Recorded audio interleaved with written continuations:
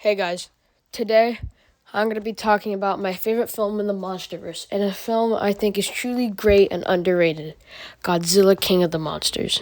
I have a complicated history with this film. I remember being so excited. Me and my two other friends were so excited for this movie.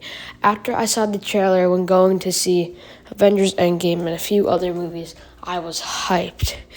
Me and my friend Connor and Zachary were all really excited for this movie and looking stuff up about the characters.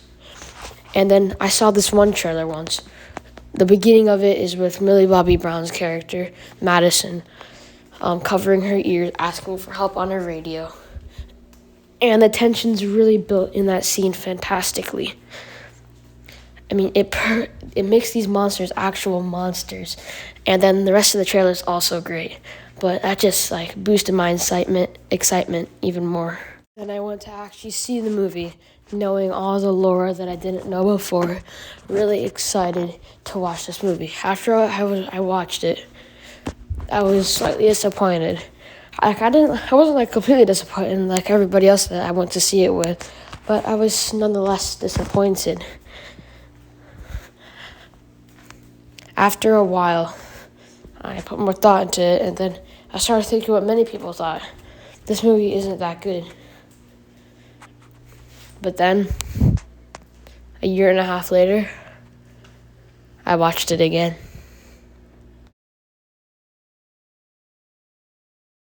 It was like I was reborn. I watched it a year and a half later, knowing a lot more about film, starting to make my own short films. I really fell in love with this movie again, like I did when I saw the early trailers.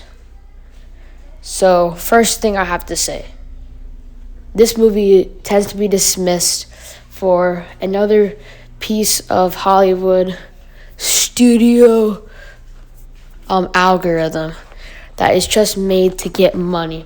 It has nothing but a mess of CGI and pointless action. That's what I brushed it off at first too, because I didn't really know what to say about that movie.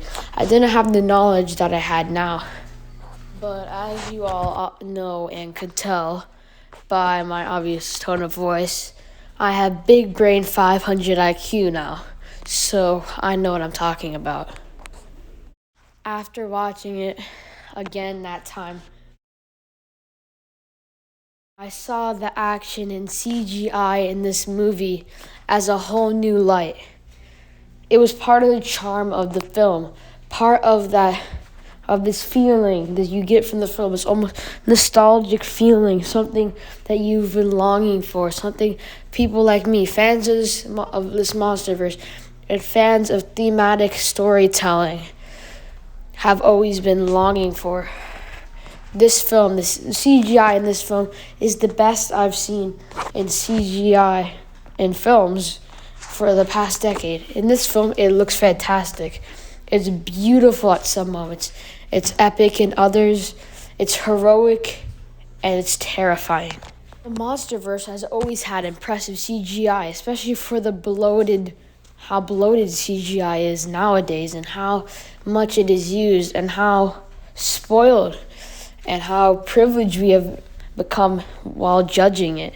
CGI in this film is built around the story, not the other way around, which is a lesson many other modern-day films seem to forget. I've watched behind the scenes. I've seen the director, Michael Dugary, who is actually an underrated director. You should check him out. How he treats this film and the green screens, the characters, the actors, how they interact with it. It's all so much care, so much passion, so much love. More than I expected from this film, especially since I used to think it was lackluster. But now see it as anything but. I mean, just look at the actual images from the film that I put in the video that you literally just looked at and that you are currently looking at. I mean, the images in front of your screen are fantastic. They just spark this wonder. All the action in this film is so suiting for these monsters, and the CGI is artful. Everything you're seeing is beautiful. I don't know what to tell you if you think otherwise. This film is beautiful. It captures the scale surprisingly well. Not as good as the first Godzilla movie, but the scale is still felt in this film. People die because of how powerful these monsters are, these titans of nature.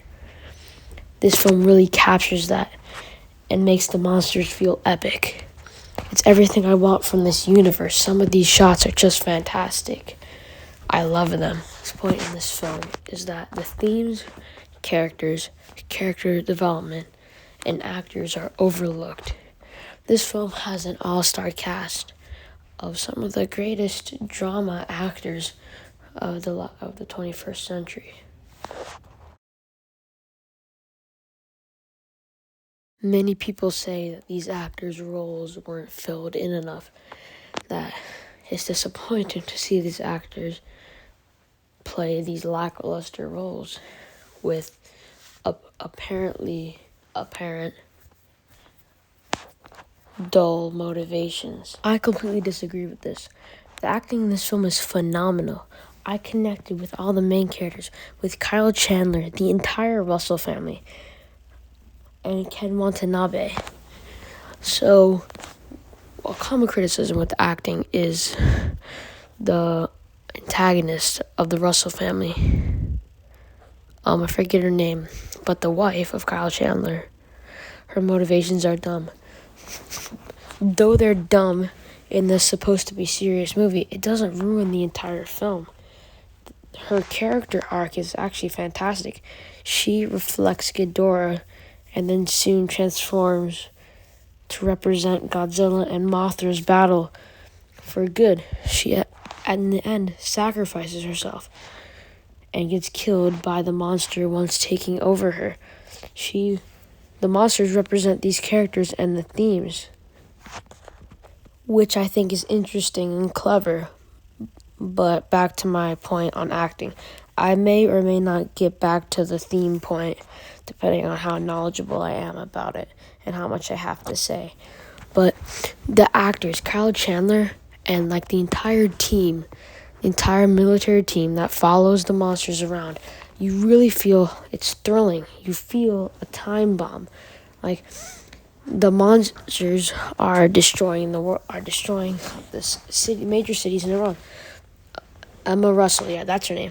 Emma Russell released the monsters with the help of Alan Jonah to decrease the population. And she's a scientist. She lost her own son. Her motivations kind of don't make sense. I'd get that. But she blames the monsters killing her son on people, on us being so overpopulated, on the monsters having to go through cities that they wouldn't have to go through otherwise. So you can understand it from some point, but at least you can empathize with her. That's the most important thing with the villain. You gotta empathize with them and at least understand where they're coming from. So her plan actually works on a basic level. People just don't freaking agree with it, but you don't have to agree with the villain. It's kind of part of the fundamental rules of making a good villain. And Kyle Chandler, back to that. I really liked the team dynamic. I thought it was really fun. You felt stakes. It was thrilling. It was suspenseful. And you really, I don't know, his acting is just really good at some points. You can really see how much he wants to get his daughter back and how relentless he is. And same thing with Millie Bobby Brown. She's just Millie Bobby Brown in this. Overall, the acting in this is great, and the character arcs that Kyle Chandler's character and Emma Russell go through are great. Also, back to the theme thing, Kyle Russell is like Godzilla. He is trying to save his daughter. Along the way, he learns to accept Godzilla with a really great shot that I will talk about later. And in the same shot can be looked at from a different perspective. And then Godzilla learns to accept the humans and work with them. It's actually really, really good and thematic. People tend to overlook it. And on Rotten Tomatoes, this film has either, I'm pretty sure, 43%, which is rotten, but an 85 for the audience score. Rotten Tomatoes has come out to say that they were very wrong with the ratings, and some of the reviews are biased and unbalanced, and the film is actually way better than it is given credit for on a critical level. There's one more thing I'd like to point out before I end this video. The score for this film is phenomenal. Like, it just goes perfectly, especially in this shot. From this shot forward, there's a great freaking score, a great score in this shot. And then there's a different shot that I couldn't get a video of Godzilla running to Madison, Kyle Chandler's character's daughter, after she calls in Godzilla and risks her life, with Ghidorah nearby, which I love that scene. That's my third favorite scene. I gave you that one, and that one. I'm showing you pictures. They're all really good scenes that capture this film. And yeah, the score was really good. I mean, it was so freaking fun. Like how the humans are fighting alongside Ghidorah. Like, this score is like tragic, deep, and epic. This film is so epic.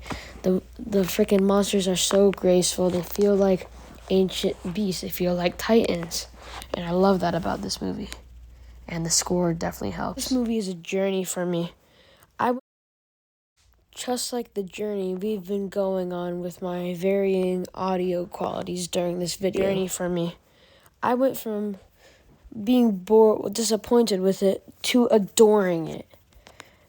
And the journey also feels reminiscent to the film and the events that happen. And speaking of the journey in the film, I really like the journey in this film that the characters take, and I love this film, as you can see.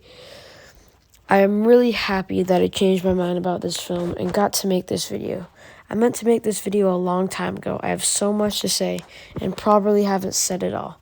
But YouTube has a limit on how much they want me to talk because they get really annoyed really easily.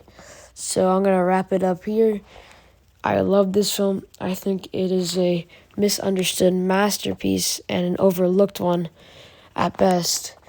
And the themes and characters in this film are done very well. The character arcs are fantastic.